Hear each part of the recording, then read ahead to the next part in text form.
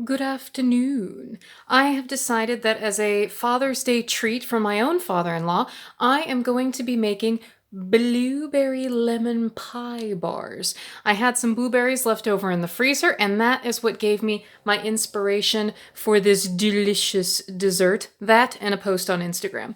So we need all sorts of things to make our pie bars a reality. We obviously need blueberries. We need some lemon because nothing goes better with blueberries than some lemon. We need some sour cream. We've got an egg here.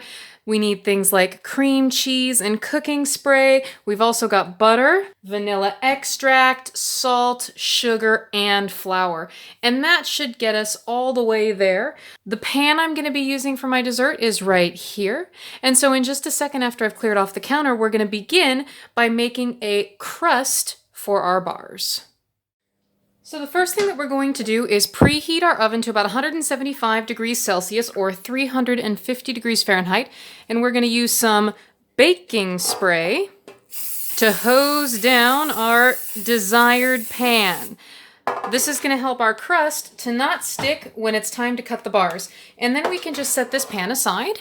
And then we have our nice empty bowl here. We are going to begin by combining our sugar and our butter in this bowl and then doing something called creaming it, which just means beating the heck out of it with a mixer with whisks until it's a nice, smooth, slightly fluffy texture.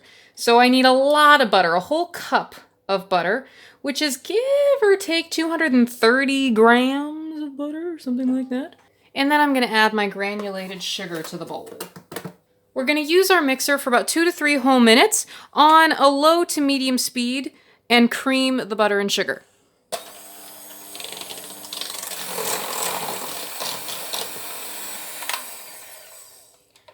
And there is our creamed butter and sugar mixture. It has turned a nice, very, very light yellow color and it is fluffy, which means that we're ready to add our salt and our flour to this mixture.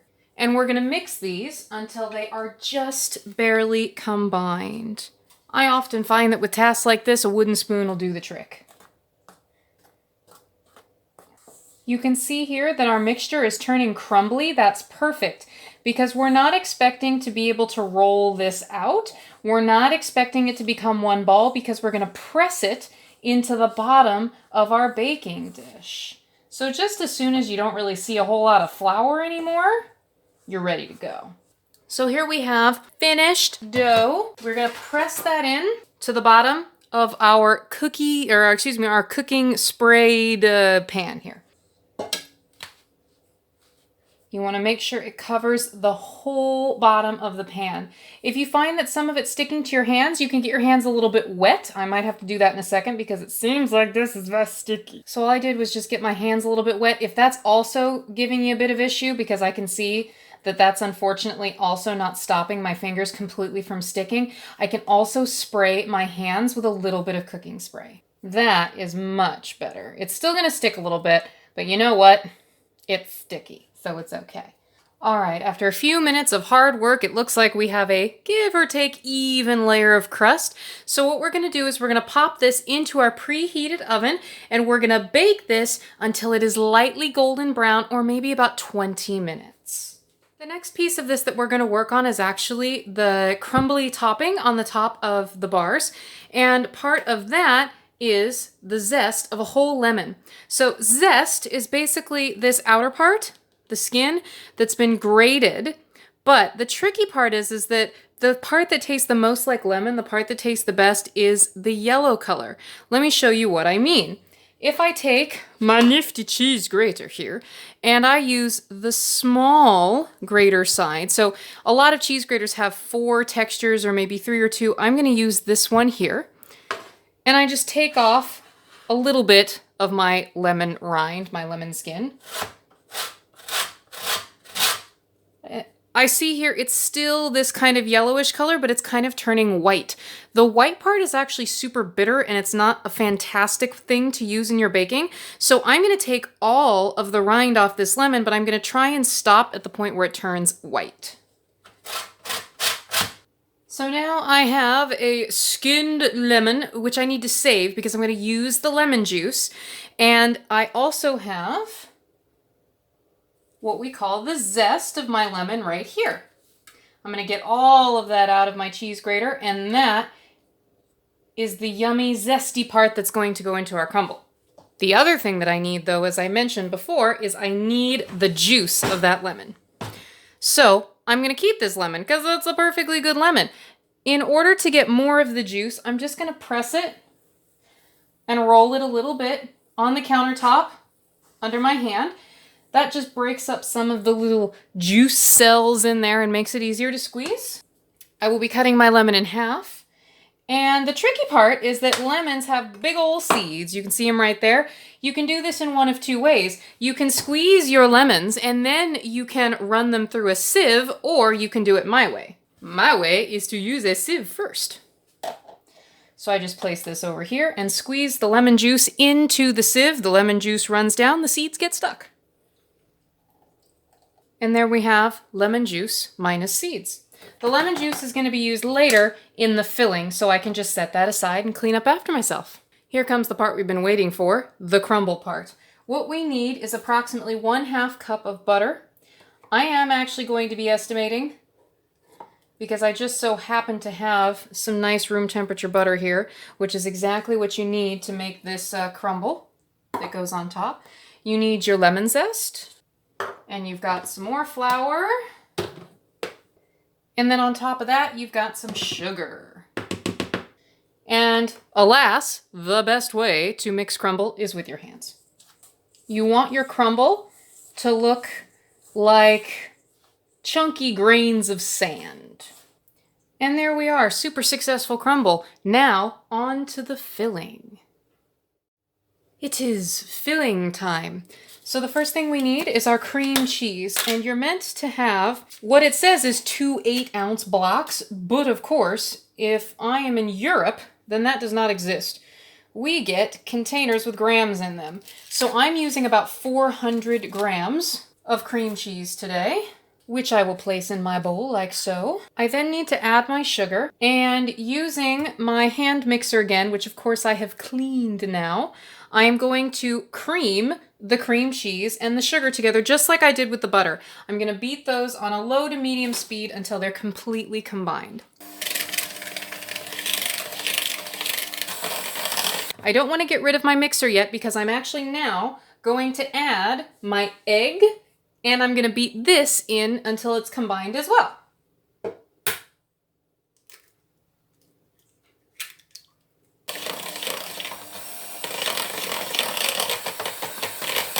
Now it's time for my sour cream and my vanilla extract.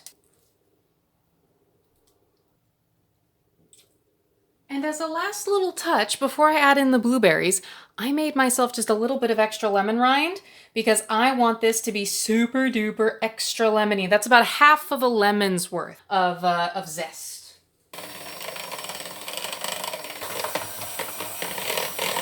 Now it's time for us to get rid of the mixer because last but certainly not least, we've got our blueberries, and we're going to fold those in with our rubber spatula. Your filling is going to turn blue. That's okay, especially if you do what I do, which is use frozen blueberries. And that's our finished filling. Now, while we were completing our filling, as well as our crumble that goes on top, this finished baking. It's a beautiful light golden brown. You can actually see some little pokey marks. It's because I completely forgot before we started baking that it would probably be a good idea to pierce the crust with a fork just to make sure it doesn't puff up. But this is wonderful. I'm just going to let this cool for maybe 5 minutes or so, and then we will be ready to finish this dessert. Our crust is cooled off just a little bit, and it is definitely time for us to finish up this dessert. It does have to bake one more time with the filling in it for about 40 minutes at the exact same temperature, so hopefully you didn't turn off your oven. The first thing we're going to do is, of course, pour our filling, all of it, into the pan and on top of our crust. Now you can use your spatula just to smooth this over, because you want it to be an even layer. If it's not, it won't set up very well. Luckily, this right now is a pretty thin filling, so it's going to fill out nicely all on its own. Then once you've got a nice layer, we're going to sprinkle this evenly over the top. We want to make sure to cover all of the top. So now he's going to go into the oven at the exact same temperature for approximately 40 minutes. But if we were to stick a toothpick into here and see it come out clean, we would know that this is set and ready to come out of the oven. So we're going to start with 40 minutes and see how we go. Our blueberry lemon pie bars have just come out of the oven. You can see here that we've got a nice golden crumble on top. We need to let this cool now for 20 minutes, and then we're actually going to put it into our refrigerator and let it chill for at least 2 hours before we try to cut this big guy open. So we've got a little bit of a wait ahead of us.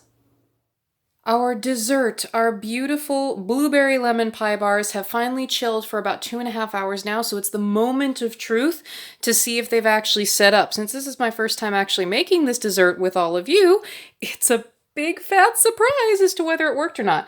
So this recipe calls for us to cut this into 20 pieces. Moment of truth. Will the bar come out? The first one is always the hardest one, so even if your first one's a little bit messy, don't worry. Your other ones will probably work out great. So you can see there, I left a little bit of the crust at the bottom, but that's because it can just be really difficult to get the crust out of the bottom of the pan the first time. So you know what we do? We grab a spoon and we scoop that up and we put it on the plate. Because a pie bar is just as delicious, even if it's in a little bit of crumbly mess. It's okay. And there we have it. A blueberry lemon pie bar. Enjoy.